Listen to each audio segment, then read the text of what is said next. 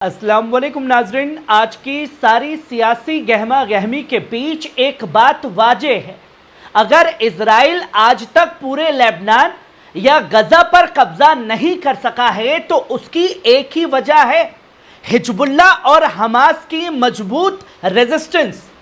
जहां हमास अपने जंगी विंग अल कस्साम, अल कुदूस, अल नासिर ब्रिगेड के साथ गजा में इजरायली टैंकों और फौज को चैलेंज कर रहा है, वहीं हिजबुल्लाह लेबनान की सरहदों पर इजरायली साजिशों का जवाब दे रहा है, बाजुए कुव्वत और सियासी होशियारी से दे रहा है। यह सिर्फ तंजीमें नहीं है बल्कि एक कौम की इज्जत, हिफाजत और हौसले की पहचान है, जिन्हें झुकाने के लिए अब इजराइल को अमेरिकी मसौदों और धमकियों का सहारा लेना पड़ रहा है। पल पल न्यूज पर हम आज दिखाएंगे कि कैसे हिजबुल्लाह और हमास ने दुश्मनों के सारे मंसूबे नाकाम बना दिए। जहां पहली खबर देखें, अल कस्साम, अल कुदूस और अल नासिर ब्रिगेड का साझा हमला। गजा से इस वक्त एक बड़ी और धमाकेदार खबर सामने आ रही है दोस्तों। हमास के जंगी विंग अल कस्साम ब्रिगेड ने इजरायली फौज की बख्तरबंद गाड़ी को बम से उड़ाने का दावा किया है। यह हमला खान यूनुस के अल जना इलाके में अंजाम दिया गया, जहां अल कस्साम के मुजाहिदीनों ने बम प्लांट करके इजरायली गाड़ी को निशाना बनाया है। रिपोर्ट्स के मुताबिक इस हमले में कई सैनिक हलाक और जख्मी हुए।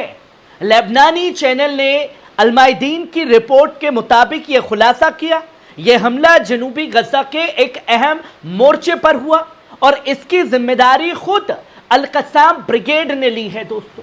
इतना ही नहीं, अल कस्साम का, अल कुदूस और अल नासिर ब्रिगेड ने एक मुश्तरका ऑपरेशन में खान यूनुस के शुमाली इलाके में इजरायली काफिले और फौजी तंसीबात को भारी मोटरार गोलों से निशाना बनाया।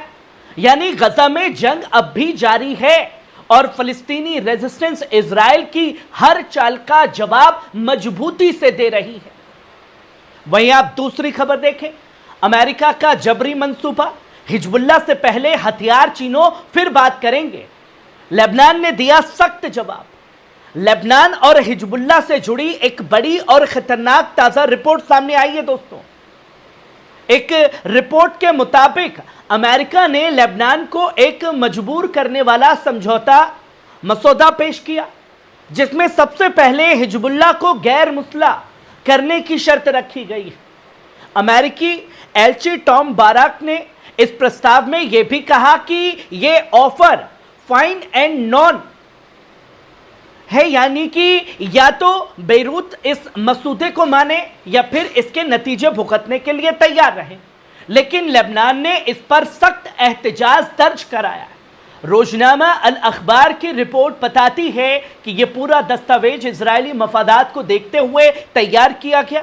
हिजबुल्लाह से हथियार छीनना हो, फिर सीजफायर, सीमाओं की तरजीह, कैदियों की रिहाई और इजरायली इनखला यानी कि उनकी वापसी जैसे मुद्दे सबको आखिर में रखा गया है और इक्तसादी मदद या तामीर ए नौ की बात सबसे आखिर में है। यानी अमेरिका का पैगाम बिल्कुल साफ है दोस्तों, हिजबुल्लाह को पहले कमजोर करो, फिर बात करेंगे। जिस हिजबुल्लाह के सरबरा सैयद हसन नसरल्लाह को शहीद किया गया, सैयद शफीउद्दीन को शहीद कर दिया गया, यह बताया गया कि हिजबुल्लाह कमजोर हो चुका है, हिजबुल्लाह डर चुका है, हिजबुल्लाह पीछे हट रहा है। अब हिजबुल्लाह पहले जैसा हिजबुल्लाह नहीं रहा। यह मैं नहीं कह रहा था, बल्कि अंग्रेज की नाजायज औलादे आकर के रिपोर्ट में बता रहे थे, इजराइल की भाषा बोल रहे थे। इधर इजराइल भौंकता, इधर ये भौंकना शुरू कर देते। पर आज दोस्तों, जब लेबनान यानी कि हिजबुल्लाह से खुद इजराइल नहीं सक पाया तो भागा भागा पहुंचा अपने डैडी के पास। और डैडी कौन है? Donald Trump. डोनाल्ड ट्रंप ने अमेरिका के लोगों को भेजा और लेबनान को पैगाम भेजा कि भाई साहब, आप सबसे पहले हमारे लड़के के लिए सबसे बड़ा खतरा है हिजबुल्लाह, पहले आप हिजबुल्लाह से हथियार लो, फिर हम आपके साथ कोई खेल खेलेंगे। मतलब अब लेबनान की फौज को आगे किया जा रहा है कि भाई आप इतने बड़े शेर हैं कि आप हर चीज कर सकते हैं, اگر لبنان کی آرمی کو اتنی قوت ہوتی تو جو 3000 سے زیادہ خلاف ورزی سیز فائر کی ہوئی ہے تو آرمی کا جواب دینا لازمی بنتا ہے. یہ نہیں ہوا، پر روکا کسے جا رہا ہے؟ حزب اللہ کو. وہیں آپ تیسری خبر دیکھیں، لبنان کی حکومت نے پہلی بار باقاعدہ طور پر اپنے فوجی یعنی کہ لبنان آرمیز کو ہدایت دی ہے کہ سال کے آخر تک ایک عملی پلان تیار کریں تاکہ تمام ہتھیار صرف ریاست یعنی حکومت کے پاس ہو. اس کا سیدھا مطلب کیا ہے دوستو؟ حزب اللہ کو غیر ہتھیار کرنا، اس کے پاس کوئی ہتھیار نہ رہے. اسرائیلی میڈیا نے اس اعلان کو لے کر جشن جیسا ماحول ہے. چینل 14 کہہ رہا ہے شاید ہم ایک تاریخی موڑ کی طرف بڑھ رہے ہیں. یہ فیصلہ آگے چل کر لبنان اور اسرائیل کے درمیان تعاون اور طبیعت کے راستے کھول سکتا ہے.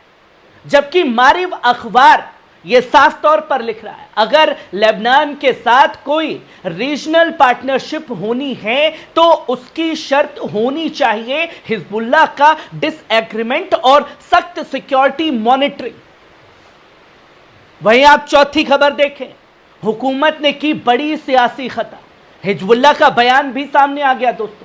ہم اس فیصلے کو مانیتا نہیں دیتے. لبنان کی سیاست میں اس وقت زبردست ابال ہے. حزب اللہ نے آج ایک اور سخت بیان جاری کرتے ہوئے کہا، وزیر اعظم نواف سلام کی حکومت پر الزام لگایا ہے انہوں نے سیاسی طور پر ایک بڑی خطا کی ہے. ہتھیار صرف حکومت کے پاس رکھنے کا جو فیصلہ کیا گیا ہے وہ دراصل مکمل طور پر اسرائیل کی مدد کرتا ہے. حزب اللہ نے کہا یہ وہی کام ہے جو اسرائیل جنگ سے نہیں کر سکا، اب امریکی اشارے پر لبنانی حکومت کر رہی ہے. انہوں نے اس فیصلے کو ملکی معیار اور وجرا بیان کے بھی خلاف بتایا جس میں صاف کہا گیا کہ ملکی سرزمین میں اسرائیلی قبضے کو ہٹانا حکومت کی ذمہ داری ہے. اپنے وسائل سے حزب اللہ کا صاف طور پر کہنا ہے کہ اس فیصلے سے لبنان کی خود مختاری گروی رکھی جا رہی ہے اور ملک کو اسرائیل کے سامنے بے بس کیا جا رہا ہے. حالانکہ حزب اللہ نے یہ بھی واضح کر دیا صاف طور پر وہ تعمیر، تعاون اور حفاظت ملک کے لیے ہر طرح کے حوار یعنی کہ ڈائیلاگ کو تیار ہے، مگر یہ سب جنگ اور امریکی دباؤ کے سائے میں نہیں ہو سکتا.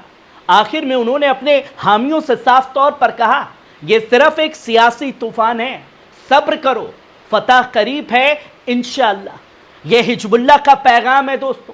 اب سوچئے کہ حزب اللہ کتنا بڑا خطرہ ہے جس حزب اللہ کے بارے میں اسرائیلی ایجنٹ بتاتے ہیں کہ صاحب ختم ہو چکا ہے، ڈر کے پیچھے ہٹ رہا ہے. حزب اللہ کو روکنے کے لیے بشر الاسد کی حکومت سیریا میں گرائی گئی تاکہ ایران کی طرف سے جو مدد پہنچتی ہے وہ نہ پہنچے، اور الشرا کو لایا گیا جو خود پٹھو بنا کر کے پیش کر دیا گیا. اب سیریا کی زمینیں ہڑپنے پر لگا ہوا ہے دھڑلے سے اسرائیل. کہاں ہے جولانی؟ کوئی قدم اٹھا رہا ہے؟ اور یہی شگوفہ لبنان میں چھوڑا گیا ہے کہ لبنانی آرمی اتنی بڑی قوت ہے اس کے ہاتھ میں کہ وہ سب کچھ کر سکتی ہے. اور اگر حزب اللہ ہتھیار ڈال بھی دے تو کیا جو ایجنڈا پاس کیا جا رہا ہے کہ سب چیز ٹھیک ٹھاک ہوگا؟ اسرائیل اور امریکہ کی باتوں پر بھروسہ کیا جا سکتا ہے؟ اور آپ لوگوں کو کیا لگتا ہے جو حزب اللہ کا قدم ہے ہتھیار نہ چھوڑنے کا وہ صحیح ہے یا غلط؟ کیسی لگی خبر کمنٹ باکس میں آ کر کے اپنی رائے ضرور دیجیے گا. شکریہ.